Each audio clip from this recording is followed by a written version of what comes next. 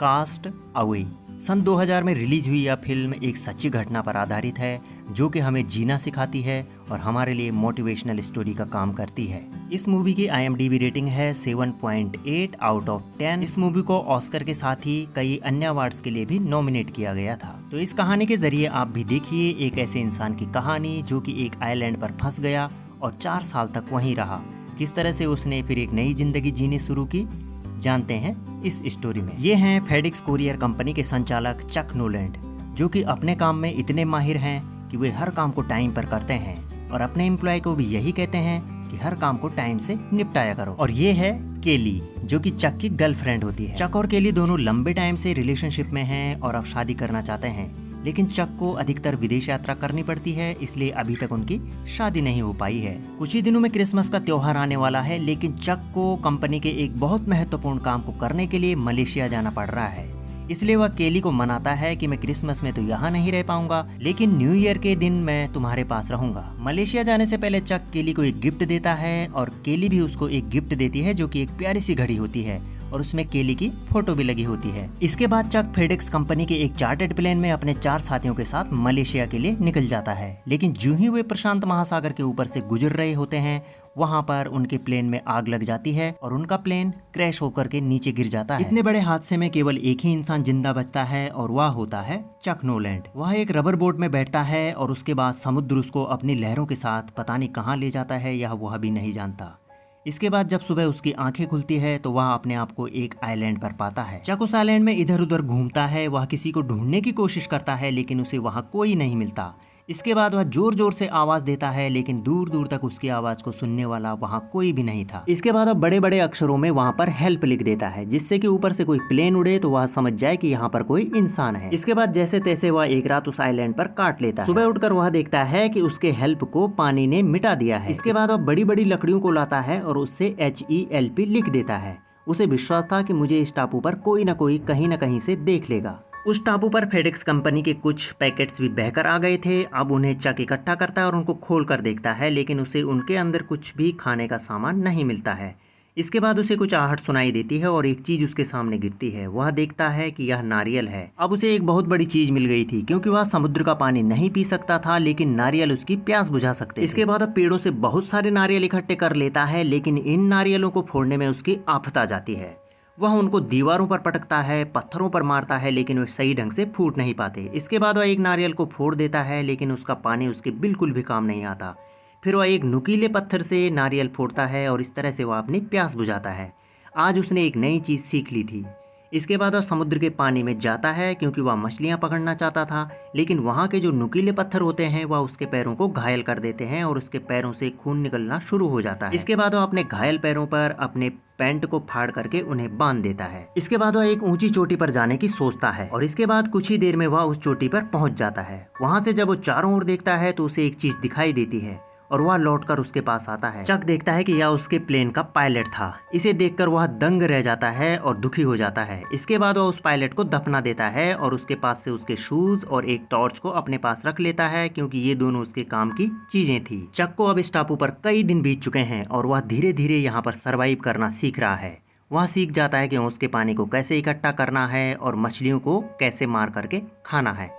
वह एक नुकीली लकड़ी के सहारे मछलियों को मारने की कोशिश करता है। एक रात को चक को एक बहुत बड़ा जहाज दिखाई देता है। वह उस जहाज को देख करके बहुत एक्साइटेड हो जाता है और जोर जोर से चिल्लाने लगता है, लेकिन जहाज काफी दूर था, इस वजह से उसकी आवाज वहां नहीं जाती है। इसके बाद वह टॉर्चेस जलाकर उनको सिग्नल देना चाहता है, लेकिन टॉर्च की रोशनी उन तक नहीं पहुंचती है। काफी दिन बीतने के बाद भी जब चक को वहां पर कोई हेल्प नहीं मिलती तो वह सोचता है कि अब मुझे अकेले ही निकलना पड़ेगा। वह अपनी एयरबोट में बैठता है और आगे की ओर निकलता है, लेकिन समुद्री लहरें फिर से वापस उसको उसी टापू पर ले आती हैं और इस बीच वह घायल भी हो जाता है। रात को उस टापू पर बहुत तेज बारिश होनी शुरू हो जाती है। चक अपने आप को बचाने के लिए गुफा में चला जाता है। गुफा में वह टॉर्च को ऑन करके उसे नींद आ जाती है, लेकिन जब वह सुबह देखता है तो उसकी टॉर्च के सेल बेकार हो चुके थे, यानी कि उनकी बैटरी खत्म हो चुकी। फिर वह सुबह फेडेक्स कंपनी के जो बॉक्स वहां पर तैर करके आए थे उनको एक एक करके खोलना शुरू करता है कि शायद उसे कोई अच्छी चीज मिल जाए। इसके बाद वह देखता है कि अधिकतर सामान उसके काम का नहीं रहता। उसे वहां पर एक जोड़ी शूज मिलते हैं जो कि आइस स्केटिंग के होते हैं और उनके नीचे ब्लेड्स लगी होती हैं। वह इन ब्लेड्स से नारियल तोड़ने का काम करता है और यह उसे एक बहुत उपयोगी चीज मिल गई थी। इसके बाद वह इन ब्लेड्स से एक लकड़ी को नुकीला करता है और उस नुकीली लकड़ी से फिर मछलियों को मारने का काम करता है। मछलियों को मारने के साथ ही वह केकड़ों को भी पकड़ता है। किनारे पर रहकर केकड़ों को मारना आसान था, लेकिन उन्हें कच्चा खाना बहुत मुश्किल था और उन्हें खाते हुए उसे घिन आती है, इसलिए अब उसे आग की जरूरत थी। वह आग जलाने की कोशिश करता है और इस कोशिश में अपने हाथों को घायल कर देता है और उसके हाथों से खून निकलने लग जाता है। इसके बाद वह बहुत गुस्से में आता है और उस लकड़ी को फेंक देता है और जोर जोर से चिल्लाता है। इसके बाद वह आग जलाने के लिए एक दूसरा तरीका अपनाता है और उसमें उसको सफलता भी मिल जाती है और इस तरह से वह उस टापू पर पहली बार आग जलाता है और बहुत खुश होता है। इस टापू पर उसकी सबसे बड़ी समस्या थी अकेलापन। तभी उसे वहाँ पर एक फुटबॉल दिखाई देती है जिस पर कि उसका ब्लड लगा होता है। वह अपनी उंगली से उस पर आंख, नाक और मुंह बना देता है। इसके बाद वह उससे बातें करने लग जाता है और इस तरह से विल्सन उसका सबसे अच्छा दोस्त हो जाता है। कहानी के अगले दृश्य में दिखाया जाता है कि चक को इस टापू पर अब 4 साल हो चुके हैं और इन 4 सालों में उसका हुलिया पूरी तरह से बदल चुका है। पहले वह काफी हट्टा कट्टा दिखाई देता था, लेकिन अब उसका शरीर कमजोर हो चुका है। उसके सिर पर बाल उगाए हैं और उसकी दाढ़ी मूछें काफी लंबी हो चुकी हैं। लेकिन इन सब के बावजूद भी उसने अपने अनुभव से यहाँ पर बहुत कुछ सीख लिया है। अब वह दूर से ही मछलियों को मार देता है और जीने के नए नए तरीके वह अपने लिए ढूंढ चुका है। इन 4 सालों में विल्सन और चक की दोस्ती बहुत गहरी हो चुकी है। चक हर रोज उसे अपनी बातें शेयर करता है। एक दिन चक को उस टापू पर एक टिन की शेड दिखाई देती है और उसे देख करके वह खुश हो जाता है और अब वह यह सोचता है कि मैं इस समुद्र को पार कर सकता हूँ। मैं अपने लिए नाव बनाऊंगा और उसके ऊपर इस टिन शेड को लगा करके पार हो जाऊंगा। अब तक उसकी जो सबसे बड़ी दुश्मन थी वो थी समुद्र की लहरें, क्योंकि जब भी वो यहाँ से आगे जाने की कोशिश करता था वही लहरें फिर से उसको वापस ले आती थी। इसके बाद वह नारियल के बड़े बड़े पेड़ों को काटता है और उनसे एक बेड़ा बनाने की सोचता है, लेकिन यह काम उसके लिए बिल्कुल भी आसान नहीं था। वह पेड़ों की टहनियों को काट करके उनकी रस्सी बनाता है और इस तरह से वह अपना बीड़ा तैयार कर देता है। उस टिन के बड़े से टुकड़े को वह नाव के ऊपर इसलिए लगाता है क्योंकि हवा उस पर जोर मारे और नाव इस तरह से आगे की ओर बढ़ती रहे, जैसे कि पुराने जहाजों में कपड़े के पाल लगाए जाते थे। चक की इस जर्नी में उसका दोस्त विल्सन भी उसके साथ रहता है और लगातार उसे देखता रहता है और इसके बाद समुद्री थपेड़ों को सहते हुए वह दोनों के दोनों लगातार आगे बढ़ते हैं। इसके बाद वह उन बड़ी बड़ी लहरों को पार करता हुआ उस टापू से अलग निकल जाता है। उसे दूर दूर तक अभी भी कोई शिप नहीं दिखाई दे रहा है और वह नहीं जानता कि उसकी यह यात्रा कितनी लंबी होने वाली है। उसका विल्सन अभी भी उसके साथ है और वह विल्सन से लगातार बातें करता रहता है। समुद्र के बीच में भी उसे कई थपेड़े सहने पड़ रहे हैं। बारिश, तूफान, धूप, इन सब को सहता हुआ लगातार आगे बढ़ रहा है। बारिश के पानी को पीने के लिए वह इकट्ठा करता है और उससे अपनी प्यास बुझाता है। समुद्र के बीचों बीच में चक के साथ एक ऐसी घटना घटती है जिसे कि वह कभी नहीं चाहता था कि यह घटना उसके साथ घटे। दरअसल जो उसका दोस्त विल्सन होता है, जो कि एक फुटबॉल होती है, वह पानी में गिर जाती है। वह उसे अपने पास लाने की पूरी कोशिश करता है, लेकिन वह बहुत दूर चली जाती है और इसमें वह असफल रहता है। इसके बाद वह अपनी नाव में आता है और उसके लिए काफ़ी दुखी होता है, क्योंकि विल्सन ने ही उसको उस टापू पर जिंदा रखने का एक प्रयास किया था और उसी के साथ बातें करते हुए उसका एक काफ़ी लंबा समय उस टापू पर बीता था। समुद्र के तेज थपेड़ों ने आज चक के एक बहुत महत्वपूर्ण साथी को अपने आप में समेट लिया था और इस बात का दुख चक को लगातार होता रहता है। कई दिनों तक लगातार सफ़र करने के बाद चक बहुत थक चुका था और एक दिन जब वो अपनी नाव में लेटा रहता है, उसके सामने से एक कार्गो शिप गुजरता है। उस शिप में बैठे हुए लोग उसकी जान बचा देते हैं। इसके बाद चक अपने घर पहुंचता है, लेकिन जब वह अपने लोगों के बीच में जाता है तो वह देखता है कि वहाँ सब कुछ बदल चुका है। उसके पारिवारिक सदस्यों ने यह जान करके उसका अंतिम संस्कार कर दिया था कि अब चक इस दुनिया में नहीं है और इसके साथ ही जो उसकी गर्लफ्रेंड होती है केली, उसने भी दूसरी जगह शादी कर ली थी और अब उसकी एक छोटी सी प्यारी सी बेटी है। एक दिन चक केली से मिलने के लिए उसके घर पहुंचता है। उसे देख करके केली बहुत खुश होती है और उसे गले लगा देती है, लेकिन अब केली का एक अपना परिवार है और उसके अपने दायरे हैं, इसलिए वे दोनों अपना अपना रास्ता बदलने की सोचते हैं। चक केली को उसकी घड़ी वापस लौटा देता है क्योंकि वह जानता है कि परिवार की चीजें परिवार में ही रहनी चाहिए। लेकिन घड़ी को वापस करने से पहले चक उसमें से केली की फोटो निकाल देता है। केली उसे कहती है कि तुमने मुझे वादा किया था कि तुम समय पर लौट आओगे, लेकिन तुम नहीं लौट कर आए। एक दूसरे से बिछड़ते वक्त वे दोनों बहुत इमोशनल हो जाते हैं।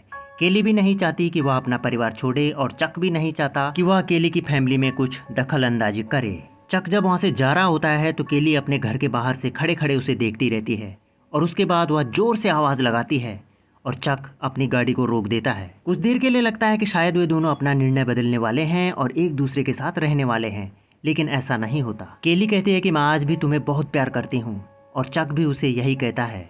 चक केली से कहता है कि केली तुम्हें अपने घर जाना होगा, और इसके बाद वह उसे उसके घर छोड़ करके आ जाता है। इसके बाद कहानी में चक को अपने दोस्त के घर में दिखाया जाता है, जहाँ कि वह अपने दोस्त के साथ बैठ करके बातें कर रहा होता है। वह अपने अतीत की घटनाएं उसे बताता है और वह उसे बताता है कि वह उस आइलैंड पर किस तरह से जिंदा रहा, और वह भी सिर्फ केली के लिए।